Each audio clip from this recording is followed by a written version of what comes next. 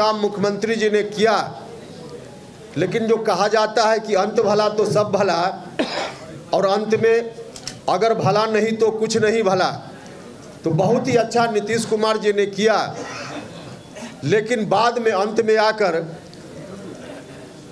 अंत भला तो सब भला नहीं हुआ, अंत बुरा हो गया।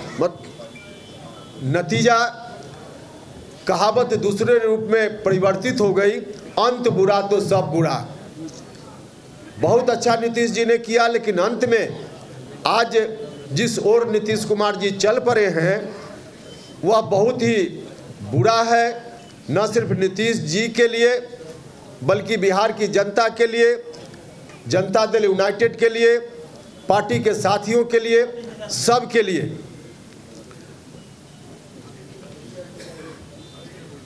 दो 2020 में विधानसभा का जो चुनाव हुआ था, उस वक्त हम उनके साथ फिर से चुनाव के बाद उनके साथ आ गए, क्योंकि उस वक्त बिहार की जनता का जो आदेश मिला था नीतीश कुमार जी को और मुझको, उस आदेश को देखते हुए मुझको लगा कि हम लोग आपस में बटे रहेंगे तो फिर से बिहार में पुरानी स्थिति लौट सकती है। विरासत जननायक कर्पूरी ठाकुर जी की, जिसको बढ़ाने का दायित्व नीतीश जी के ऊपर है, वह विरासत फिर से रसातल में जा सकती है।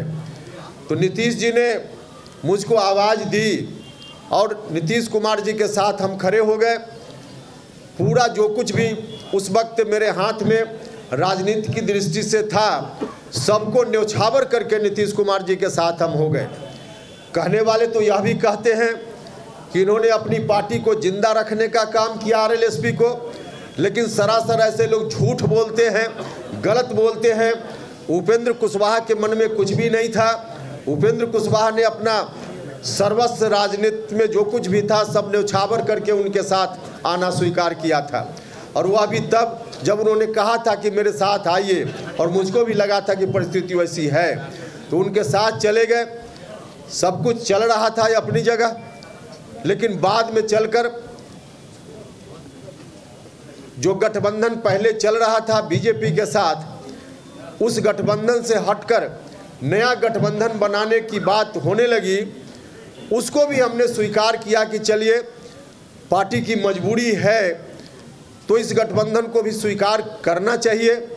लेकिन उस वक्त भी गठबंधन बनने से पहले राष्ट्रीय अध्यक्ष जी को, मुख्यमंत्री जी को हमने कहा था कि गठबंधन जरूर हो, आप अगर चाहते हैं यही रास्ता है तो कीजिए, लेकिन इसका नेतृत्व आप अपने हाथ में रखिए, नीतीश कुमार जी के हाथ में हो।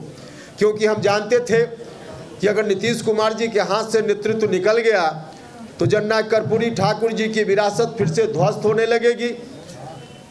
तो मुझसे कहा गया कि हाँ ठीक ऐसा ही होगा। लेकिन गठबंधन बनने के थोड़े ही दिन के बाद न सिर्फ आरजेडी के लोगों की ओर से गठबंधन के बारे में कोई डील की गई है उसकी चर्चा होने लगी, उसका दावा होने लगा, बल्कि स्वयं नीतीश कुमार जी ने सार्वजनिक रूप से यह कहना शुरू किया कि हम अब आगे बिहार का दायित्व राष्ट्रीय जनता दल के नेता के ऊपर सौंपना चाहते हैं। उन्होंने घोषणा कर दी हर तरह से बिहार का अगला मुख्यमंत्री कौन, तो सीधे उन्होंने राष्ट्रीय जनता दल के किसी एक व्यक्ति का नाम लिया। जब ऐसी स्थिति आई तभी से लोगों के मन में चिंता की शुरुआत हुई, जिसकी चर्चा हमने की कि पार्टी के साथी, आम जनता, सब लोगों के मन में यह चिंता आ गई कि आखिर आगे क्या होगा बिहार का। अब हमारे सामने रास्ता था